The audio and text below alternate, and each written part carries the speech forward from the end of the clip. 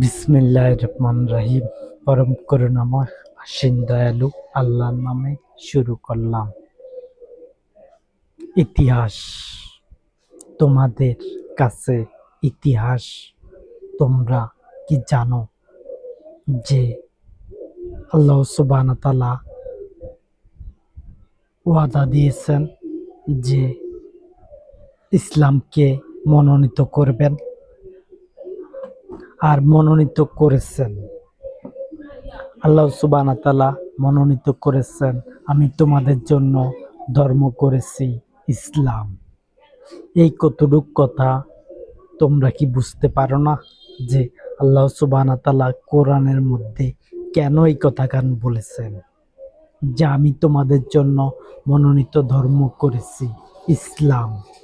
সেই ইসলাম কিন্তু আজও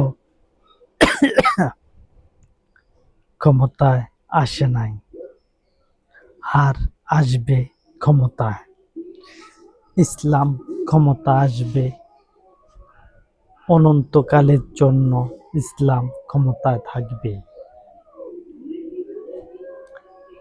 ইসলাম যদি কোনো ব্যক্তি যদি আমার কাছ থেকে একটা দেশ ছিনিয়ে নিতে পারে ন্যায়ভাবে, তাহলে মনে করবে আমার কথা থাকবে না এই পৃথিবীতে। এই পৃথিবীতে আমার কথা থাকবে না, আমার কথা চলে যাবে, আমার কথা নষ্ট হয়ে যাবে যদি একটা দেশ কেউ ছিনিয়ে নিতে পারে ন্যায়ভাবে।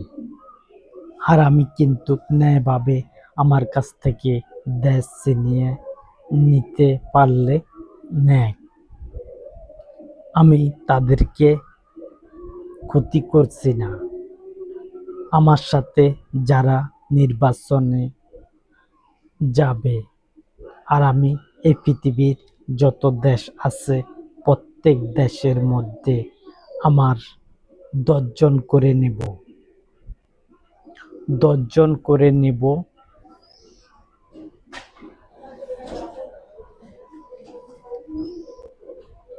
নেতা কর্মী।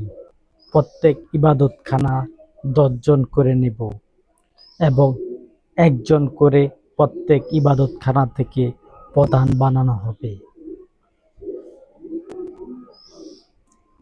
একজন করে প্রধান বানানো হবে, সে একজন পরিচালনা করবে 9 জনকে। আর একটা সিডের মধ্যে যত একটা সিডের মধ্যে যত জন 3 জন লোক করা হবে তারকারাজি হওয়ার জন্য। 3 জন লোক করা হবে তারকারাজি হওয়ার জন্য। এই 3 জন নেতা থাকবে একটা আসনের মধ্যে। এরা যে তারকারাজি হবে প্রধান, তারপরে দিয়ে 2 জন থাকবে। সেই 2 জন যদি সে 2 জন থাকবে এবং কেউ যদি কোনোখানে কাজের দরকার হলে তাদের মাধ্যম দিয়ে যেন কাজগুলো করানো হয়। আর তাদেরকে দেওয়া হবে, কি হবে না, আর কাজ তো করাই হবে। আমি চাই তোমরা এখানে চোর বাটপাল আনবে না। আমি চাই যারা ন্যায় কথা বলবে, চুরি করবে না, তাদেরকে তোমরা সমর্থন করো। আমি তোমাদেরকে বলতেছি, যারা আমার নেতাকর্মী, যারা প্রত্যেক ইবাদতখানাতে 10 জন কইরা, তাদেরকে বলতেছি তোমরা একজন তারকারাজি বাছাই করে দিবে তোমাদের 3 জন হওয়ার জন্য।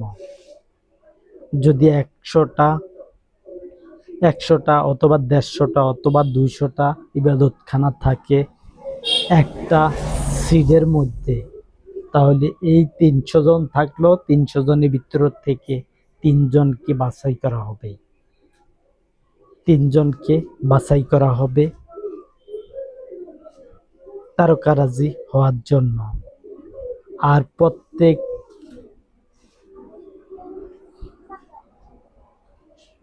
তারকারাজি 3 জন হওয়ার জন্য চেষ্টা করা হবে এবং বানানো হবে। আমি কিন্তু একজন তারকারাজিকে বানাবো 5 বছর 2 মাসের জন্য, যেন ইসলামকে ক্ষমতায় আনা যায়। ইসলামকে সরানোর জন্য নয়। আমি এমন কথা বলি যেন আমার কথা হিকমতপূর্ণ হয়।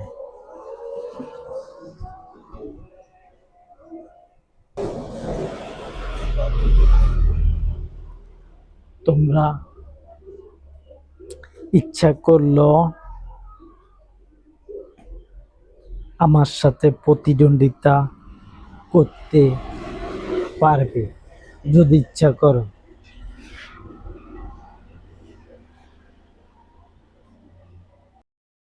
স্বতন্ত্র থেকে কেউ দাঁড়াক সেটা আমি দিচ্ছি না।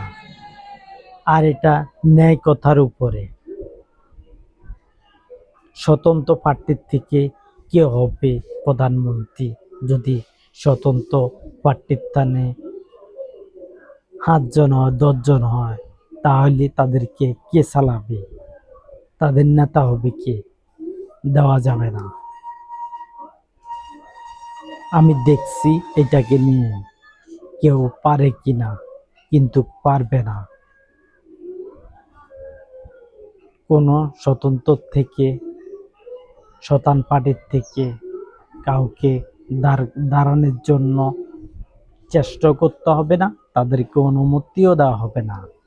নির্বাচন কমিশনার এই ব্যাপারে তাদেরকে কোনো অনুমতি দেওয়া হবে না। আমি যে সিস্টেমে বলবো সে সিস্টেমে হবে ভোট, এবং আমার কথাগুলো সংবিধান মেনে চলতে হবে। ভোট এবং ভোট শেষ হতে হবে সংবিধান মেনে। আর আমার কথাই হলো সংবিধান। আমি সর্বপ্রথম ভোটের মাধ্যমে আমি জয়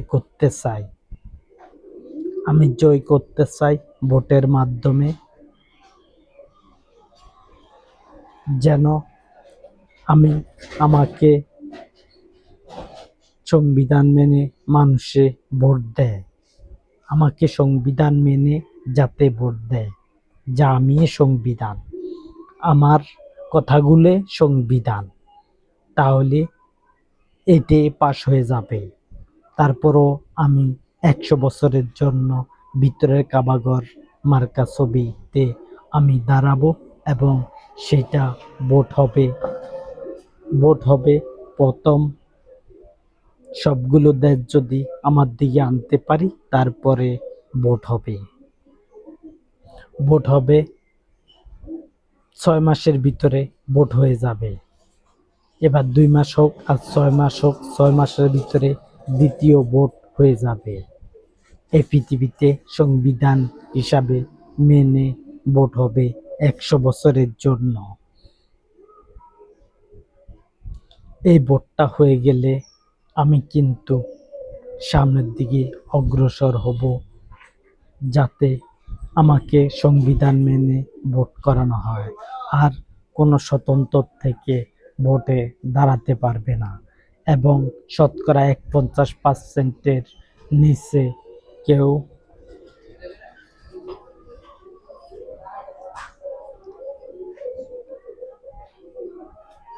50%-এর নিচে কেউ ভোটে দাঁড়াতে পারবে না। যেই দলে হোক না কেন, যেই মার্কে হোক না কেন, এক মার্কাতে দাঁড়াতে হলে শতকরা 50 জন দাঁড়াতে হবে। যদি আসে ক্ষমতায় তাহলে তো তারা রাজত্বই করবে। তারা রাজত্বই করবে। তারপরও আমি আমি চাইছিলাম যাতে ১১০ বছরের জন্য ১০৫ বছরের জন্য ক্ষমতা রাখা, আর সেটি হবে।